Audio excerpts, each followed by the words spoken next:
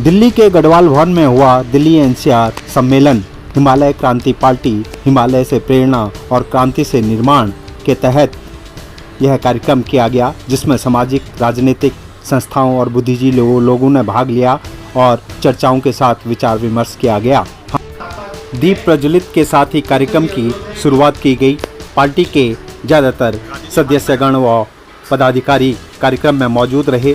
Party के अध्यक्ष अजय बिष्ट का कहना है कि हम पहाड़ को लुटने बिखरने नहीं देंगे, यही संकल्प हमारा है और पहाड़ों को बचाने व बसाने के लिए हिमालय क्रांति पार्टी कार्य करेगी। 2 मिनट का यहां पर मौन भी रखा गया और शहीदों को नमन किया गया। देखिए यह रिपोर्ट। हालांकि मैं गढ़वाली में अपनी मूल भाषा में भी बात कर सकता हूं, लेकिन हमारे भी अलग अलग भाषाओं के जानकार होते हैं। इसकी वजह से मैं अपनी बात राष्ट्रभाषा अपनी हिंदी में ही रखना चाहूंगा। हिमालय क्रांति पार्टी का उद्देश्य क्या है, तो मैं थोड़ा सा आप सभी को एक थोड़ा सा बैकग्राउंड इसलिए बताना चाहूंगा, पीछे इसलिए लेके जाना चाहूंगा ताकि हम सभी उस चीज से परिचित रहें। का प्रयास किया, कुरेदने का प्रयास किया, तो ये जो लड़ाई है, ये जो संघर्ष है, ऐसा नहीं है कि हम अकेले हैं जो ये संघर्ष को इस दिशा में सोचा और आगे बढ़ने का प्रयास करा। बहुत सारे लोगों ने प्रयास किया है। उत्तराखंड आंदोलन आज भले कोई भी किसी भी तरीके से बोले कि हमारा राज्य हमें इस पार्टी ने बना के दिया या उन लोगों ने बना के दिया, लेकिन सच्चाई ये है कि हमें किसी ने दिया नहीं। हमें हमारे आंदोलनकारियों के बलिदान की बदौलत ये उत्तराखंड होने का गौरव प्राप्त है। अजय भाई, क्या जरूरत पड़ी कि आपको जो है हिमालय क्रांति पार्टी बनानी पड़ी? उत्तराखंड में ऑलरेडी इतनी क्षेत्रीय पार्टियां हैं, क्या जरूरत पड़ी और क्या दर्द है आपका? नमस्कार भाई जी, बिल्कुल आपने ये बहुत सही बात कही कि उत्तराखंड में बहुत सारी क्षेत्रीय पार्टियां, बहुत सारे लोग हैं, तो आपको ये ज़रूरत क्यों पड़ी?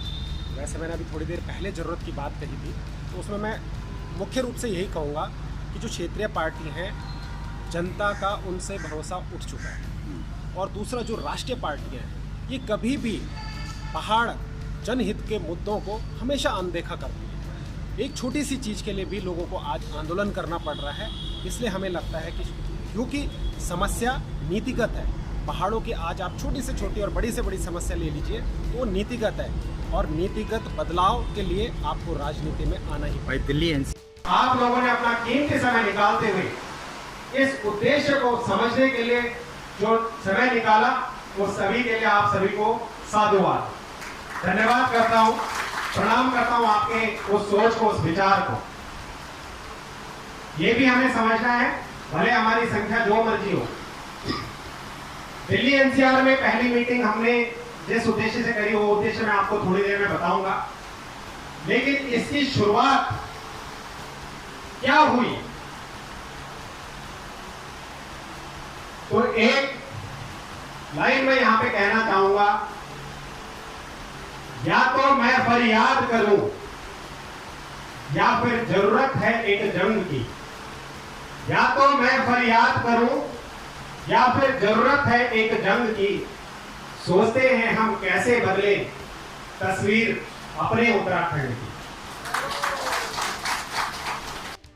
रोजगार, शिक्षा, स्वास्थ्य, बिजली, पानी, सड़क, चकबंदी नहीं है, खनन माफिया, भू माफिया, भ्रष्टाचार, घूसखोरी, उद्योग धंधे, काम हमारे पास है। तो कई बार ये सोचने पे हम मजबूर होते हैं कि उत्तराखंड राज्य केवल इसलिए बनाया था कि जो आज शासन कर रहे हैं कि उनके घर भर सके, उनका पेट पल सके, या फिर ये राज्य का निर्माण इसलिए किया था कि हम उत्तराखंड के प्रत्येक व्यक्ति को इतना मजबूत कर सके कि वो मजबूरी में पलायन ना करे। तो ये हमें समझना पड़ेगा। मैं हर व्यक्ति यहां पे चाहता है कि हम उत्तराखंड के लिए यहां से क्यों बात कर रहे हैं। आप लोगों से पहले देखिए, हम कहीं पे शुरुआत करते हैं तो लोगों के बीच में लोग क्या सोचते हैं उसके हिसाब से चीजें चलती हैं। आप लोग क्या अपने उत्तराखंड के लिए कुछ करना चाहते हैं? हाँ या ना में आप जरूर जवाब अपना दीजिएगा और हाथ उठा के क्या आप अपने उत्तराखंड के लिए कुछ करना चाहते हैं? क्या आप अपने पहाड़ों को बसाना चाहते हैं? क्या आप अपने उत्तराखंड को एक सशक्त राज्य बनाना चाहते हैं? बात क्या आती है, हम चाहते हैं, होगा कैसे, कौन करेगा? हम लोग शायद इसी राह में भी गुजरते हैं कि शायद फलाना कोई बाहर से आएगा, या वो पार्टी करेगी, या वो व्यक्ति करेगा, वो करेगा, शायद करेगा। इसी उम्मीद में हमने अपने 25 साल 24 साल तो निकाल ही दिया, आगे 25 साल भी निकल ही जाए। क्या परिवर्तन हुआ? क्या उम्मीद है आगे होगी? क्या आपको लगता है कोई करेगा उसको? कौन करेगा? हमें करना पड़ेगा। कोई और नहीं आने वाला आपकी समस्या को दूर करने के लिए। आपको ही कदम उठाने पड़ेंगे, आपको ही प्रयास करना पड़ेगा। लेकिन क्या, किस दिशा में, किस सोच को लेके हमें प्रयास करना पड़ेगा? एनसीआर को ही क्यों चुना आपने? आज यहाँ से आपने शुरुआत करी, लाखों की संख्या में प्रवासी उत्तराखंडी समाज यहाँ पे रहता है, आज यहाँ से आपने आगाज़ किया है, क्या है इसका उद्देश्य? जी भाई जी, जैसे आपने कहा कि लाखों उत्तराखंडी समाज यहाँ पे रहता है।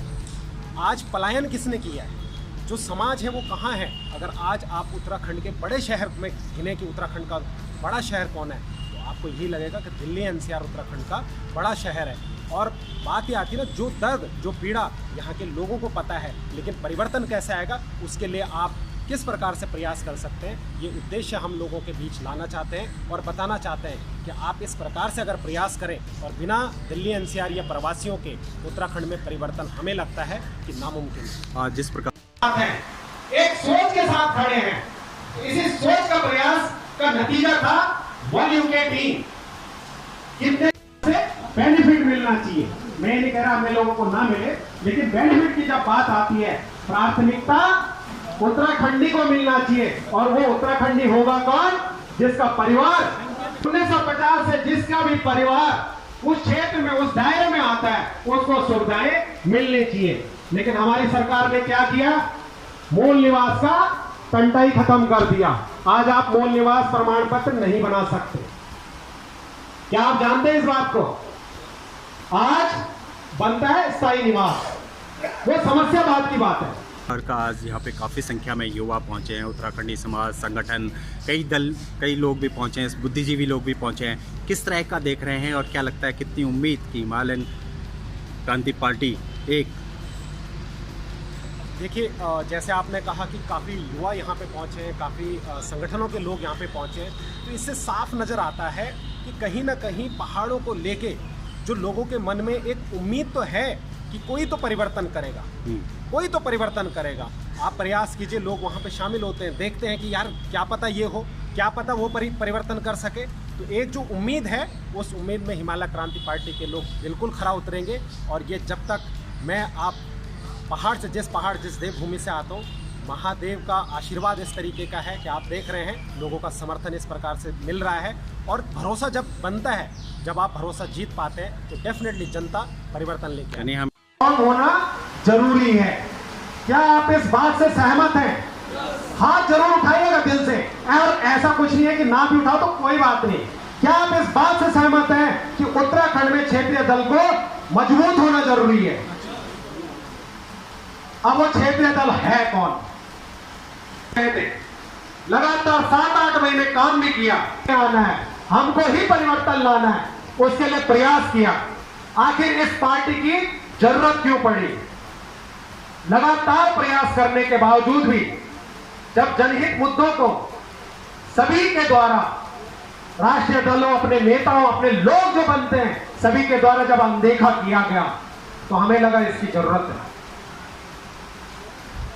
जनता के बीच जितनी भी पार्टियां आई, क्षेत्रीय दल खासकर, उन्होंने जनता का विश्वास खोया, जनता का विश्वास तोड़ा, इसलिए इसकी जरूरत लगी। राष्ट्रीय दल जनता की मांगों को हमेशा ही अनदेखा करते रहे, इसलिए इसकी जरूरत लगी। मैं उम्मीद कर सकते हैं कि 2027 और 2025 दिल्ली में आ रहा है तो हिमालयन क्रांति पार्टी उसमें एक अहम भूमिका निभाएगी। बिल्कुल भाई जी, जैसे मैंने कहा कि हमारा जो प्रयास है वो अपने उत्तराखंड को लेके है।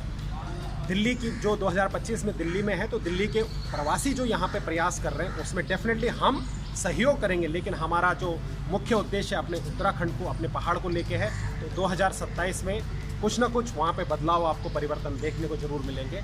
ये हमें जनता के ऊपर भरोसा है। क्या संदेश देना चाहेंगे सभी से आप? सभी से, खासकर मैं प्रवासियों से यही कहना चाहूँगा कि भले छोटा सा ही बहुत हो गया कि हम इसने ये नहीं किया, उसने वो नहीं किया, दूसरे व्यक्ति ने नहीं किया। अब ये देखने की ज़रूरत है। अब किसी से उम्मीद करने की आवश्यकता नहीं है, आपको खुद ही अपने प्रयासों में देखना पड़ेगा, भले छोटा ही सही, लेकिन एक प्रयास उस परिवर्तन के लिए और अपने पहाड़, अपने उत्तराखंड को बचाने के लिए। हिमालय बचेगा तो ही पहाड़ बसेगा। जय उत्तराखंड।